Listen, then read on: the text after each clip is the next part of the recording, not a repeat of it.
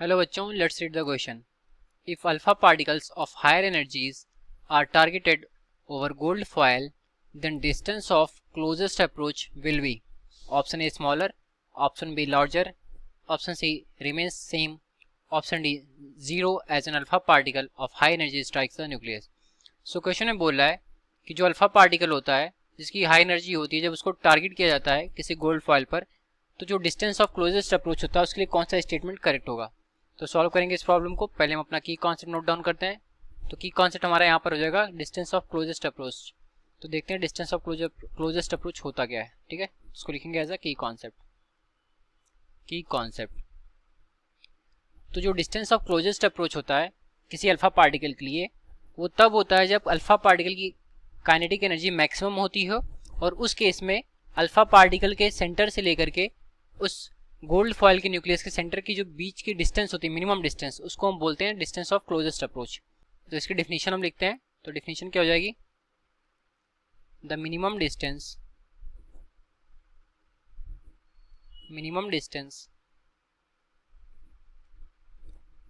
Between centre of alpha particle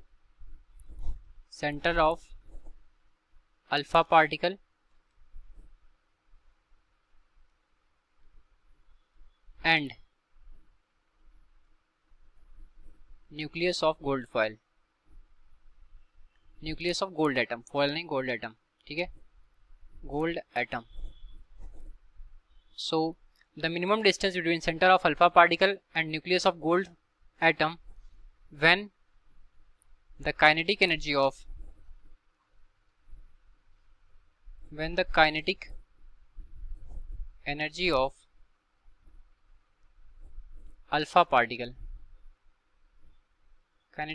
alpha particle is maximum.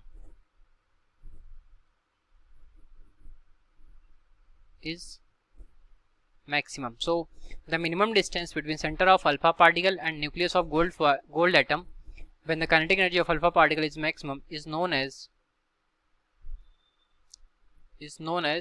distance of closest approach.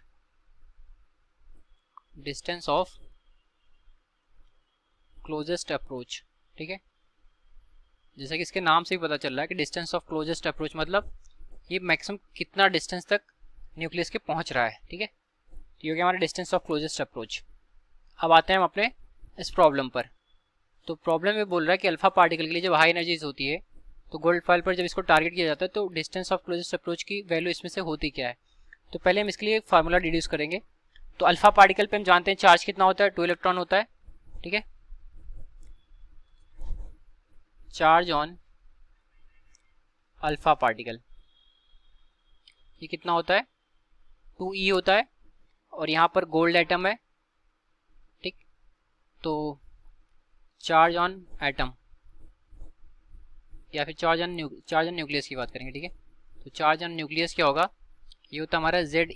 ठीक, तो इन दोनों charges के बीच में जो लगने वाला इलेक्ट्रोस्टैटिक फोर्स होगा वो कैसा होगा, कोलम्बिक फोर्स होगा, जिसकी वजह से जो उसकी काइनेटिक एनर्जी होगी उसका फार्मूला लिखेंगे हम. तो kinetic energy K is equal to हो जाएगा हमारा 1/4πε0 2e into Ze divided by, अगर हम उनके बीच के डिस्टेंस को d ले लें तो ये हो जाएगा हमारा d. ठीक है, ये जाएगा कितना, Ze² 2Ze². ठीक है, डिवाइडेड बाई 4πε0 इंटू d. तो यहाँ से जो d निकल करके आएगा that is distance of closest approach. ये हो जाएगा 2Ze² divided by 4πε0 into k. ठीक है, तो यहाँ से हम क्या देख रहे हैं कि d हमारा इनवर्सली प्रोपोर्शनल है काइनेटिक एनर्जी के. तो अब आते हैं हम अपने प्रॉब्लम पर. तो यहाँ पर बोला हाई एनर्जीज है. ठीक है, मतलब उसकी काइनेटिक एनर्जी बहुत ही ज़्यादा है अल्फा पार्टिकल की. तो जब एनर्जी ज़्यादा होगी तो उस केस में जो डिस्टेंस ऑफ क्लोजेस्ट अप्रोच होगा वो स्मॉलर होगा. ठीक है, तो हम यहाँ पर अगर देखें तो जब हमारा k काइनेटिक एनर्जी ज़्यादा होगा, जो डिस्टेंस ऑफ क्लोजेस्ट अप्रोच होगा वो कम होगा. तो इसके अकॉर्डिंग अगर ऑप्शन में जाएं तो ऑप्शन नंबर जो ए है वो हमारा करेक्ट होगा. ठीक है, hence option A is correct.